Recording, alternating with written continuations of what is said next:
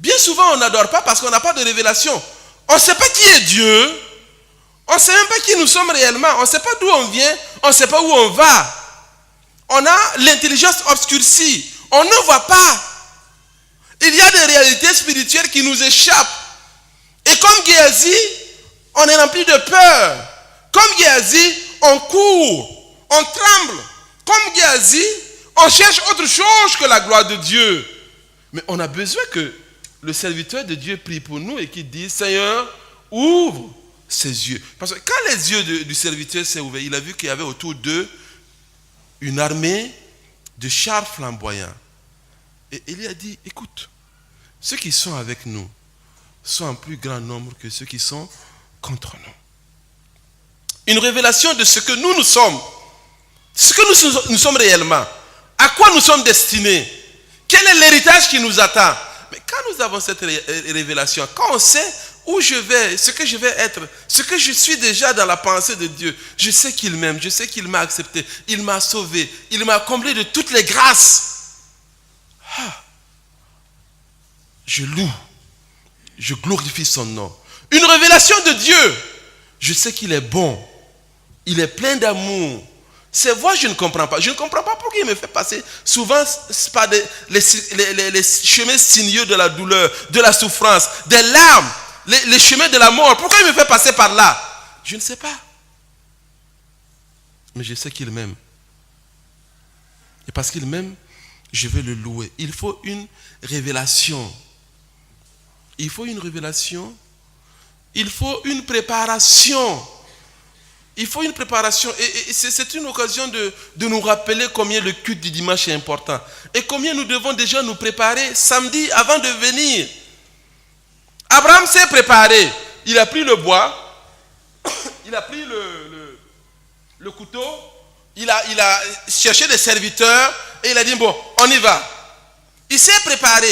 Et je pense qu'avant de venir même au culte, il faut se préparer. Il faut se préparer. Avant de venir dans le meeting de réunion, de louange et de louange, nous devons nous préparer. Et le culte se prépare en prière. Le culte se prépare aussi en décidant qu'est-ce que je vais apporter comme fruit du travail que Dieu m'a donné. Qu'est-ce que je vais apporter? Et là, c'est peut-être le samedi au cours de la semaine. Ce n'est pas le dimanche, quand on vient à l'église, quand on commence à se présenter, et quand la poche passe, on met la main dans ses poches pour voir s'il y a 100 francs, ou s'il y a 200 francs, pour donner des miettes à Dieu. Et comme l'a dit Spurgeon, un culte qui ne coûte rien vaut ce qu'il coûte. Rien. Un culte qui ne coûte rien ne vaut rien. Ne vaut rien. Il faut se préparer. Il y a une dynamique dans le don. On ne donne pas pour recevoir. Ce n'est pas du commerce. Il y a cette mentalité qui est là. Bon, donc, bon, on s'attend à recevoir. C'est de la folie. C'est de la folie. On vient donner pour toucher le cœur de Dieu. On vient donner parce qu'en fait, il nous a tout donné. Il faut une préparation, mais également une séparation. Une révélation, une préparation, une séparation. On a la révélation de la gloire de Dieu. On a la révélation de ce que nous sommes réellement, de ce qui nous attend, où il nous a tirés, ce qu'il a fait pour nous. On se prépare, mais on se sépare. À un moment, Abraham s'est séparé. Ne vendons pas notre temps au diable. Ne vendons pas notre temps au diable. Une séparation, mais aussi une donation. Parce que le culte coûte cher. Une donation. Abraham a donné ce qui coûtait cher. Cher. Et David a dit, est-ce que je vais offrir à l'Éternel un sacrifice qui ne coûte rien? Est-ce que je vais donner à Dieu quelque chose qui ne coûte rien? Non. L'adoration coûte cher. Ça coûte cher. Il y a le prix qu'il faut payer. Dans les années 70, on avait un prédicateur itinérant. Ce n'est pas Karansam Loko. Parce qu'à Tanguay, on connaît Karansam Loko. Qui a connu Karansam Loko? Ah, voici le fruit de Kansam Loko ici. Mais il y avait un autre qui était dans la zone de Sissin aussi, qui prêchait avec son loco aussi, mais avec le cœur de l'homme. Il était affilié à l'église de Zabdaga. Et il avait son vélo, il passait de quartier en quartier, de marché en marché, et il évangélisait. Et puis un jour, il est venu à l'église de Zabdaga, et il a rendu son témoignage. Ah, frère, priez pour moi. Priez pour moi parce que le vélo que j'utilise pour évangéliser, on me l'a volé.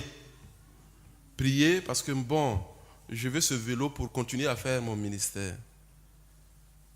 Et pendant la prière, il y a un frère dans l'église qui a entendu la voix de Dieu lui dire, achète un vélo pour mon serviteur.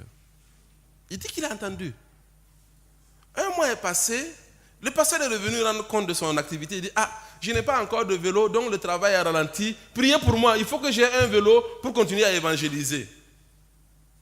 Et encore ce jour-là, ce monsieur était là, il a entendu la voix lui dire, consciemment, achète un vélo pour mon serviteur. Il ne l'a pas fait. 3 fois de suite. 3 fois de suite.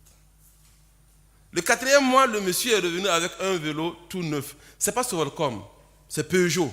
C'est pas quand on dit, bon, les plus jeunes ne savent pas ce que ça veut dire, ni Sovelcom, ni Peugeot. Mais Peugeot, c'est Peugeot, dame vélo. Avec les bandes de plastique et de papier. Tout neuf. Il dit, ah, moi je viens vous dire merci parce que Dieu a répondu à nos prières.